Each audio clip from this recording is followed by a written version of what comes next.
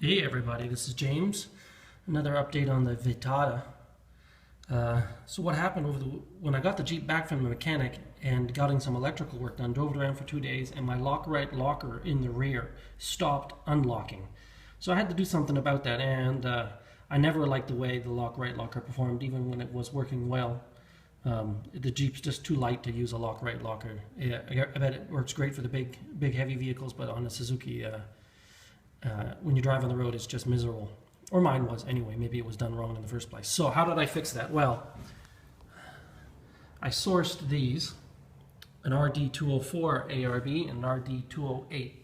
Now, one of these is not normal for these Vitaras, and the reason that is because I swapped out my rear differential with a Suzuki Samurai differential. And that was a 10 bolt, so I forget which one of these is the 10 bolt. It's normally a 12 bolt in the rear for my vehicle, but it was a 10 bolt because of the Samurai piece. So I think it was the 208 that's for the Samurai. So I ended up getting a 204 and a 208, or I think the 208's for the front and the 204 for the rear. Anyway, there's a 209 also that's normally used. I don't know which one of these is front and back, but they're already in the truck. I had them installed. The rear works fantastic. The front is a little slow. I think there's a leak in it, but it does lock, so that works good. I got the high volume compressor, and it's installed under the seat. I'll get you guys videos of that later, but I actually, they broke the seat rail while installing it, so I can't slide the seat backwards and forwards. And the distributor threw in this airing kit, so that was kind of nice of them, which I guess when you spend about $2,000 to get the whole thing installed, they can throw in a $50 part anyway. So inside these boxes right now is my old differentials. Anyway, that's the update. I just thought I'd show you that, and I'll show you on the truck at home later. Bye.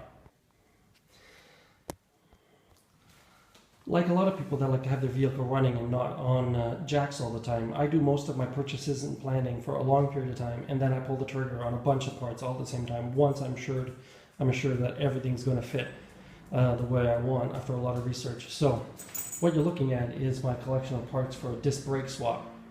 So what I'm actually doing is I bought a Zanfei kit to throw discs on the back of the vehicle, and what this kit does is this includes the brackets, the adapter plates for getting rid of your drums, these adapters for the cable. Unfortunately, they didn't have the brake lines, so I'll have to get the brake lines done. And those are calipers from a Fiat Stilo 2004. The nice thing is, if you can see right there, these calipers have this little spring-loaded piece and this thing here. What that is that's where your handbrake goes through. And as you can see from the video, these things are in horrible condition. So I didn't want to use. I bought them from a scrapyard, got them pretty cheap actually. But they're in terrible condition. I guess I could sandblast them and stuff like that, but I was just unsure about their status, and they've probably been sitting for, I mean, it's a 2004. If it was crashed for a while, it's been sitting for a long, long time. But I needed those because I need the calipers. And when you buy calipers at a parts store, they don't come with everything. So I needed the calipers to get this round bracket here and the bolting bracket and the little slidey pins. So that was worthwhile to do that, because I'm going to do is just take the brackets off, the clamp bracket off, and get that sandblasted and painted. And what actually is going to be used is these. These are brand new calipers. And you can see that they're similar. They got that same slidey thing for the handbrake cable. These are in great condition. I'm going to get them painted at the same time. The box comes in with clips. This is just normal replacement caliper that you get at any parts store.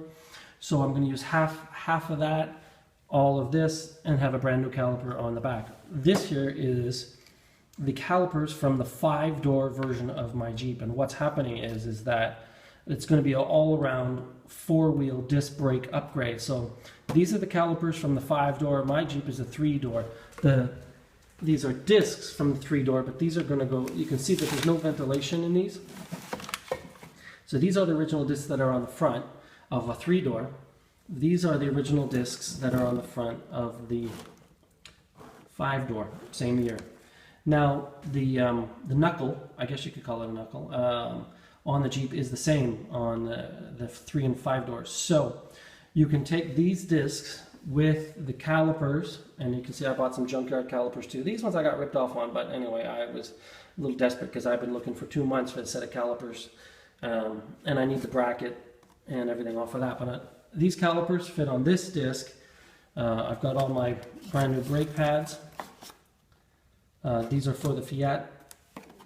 Anyway, so what that does is it allows me to run the ventilated discs, larger pad than original on the 3-door. That pad, that larger piston.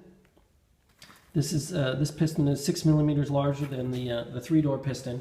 The bolt is actually not that bolt. The bolt that's on the bracket, because it's the bracket that bolts. The bolt pattern is the exact same, and I just pull the discs off, pull the calipers off, and throw that on, and I have my front brakes updated to ventilated discs, and then I have my back brakes updated from drums to discs, and you're ready to go.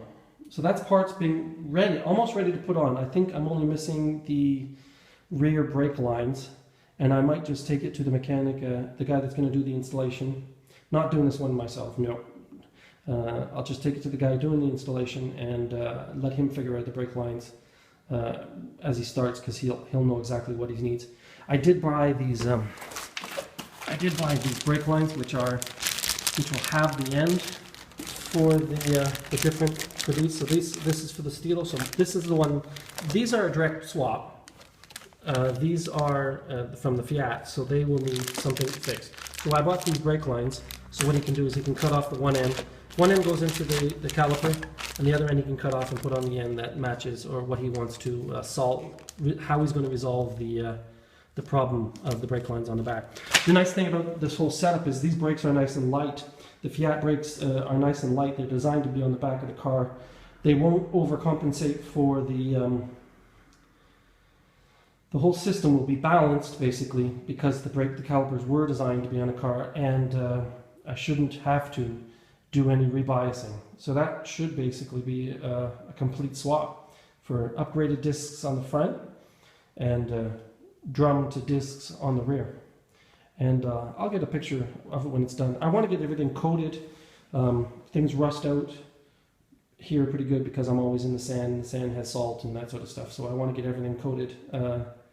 Calipers with the high temperature paint and that sort of stuff. Sandblasted the pieces I'm taking off of the salvage yard calipers, and the discs, I think they're coated. I bought good ones. Everything, all the pieces here are TRW parts, except for, of course, the sand phase swap kit and the oil and stuff like that.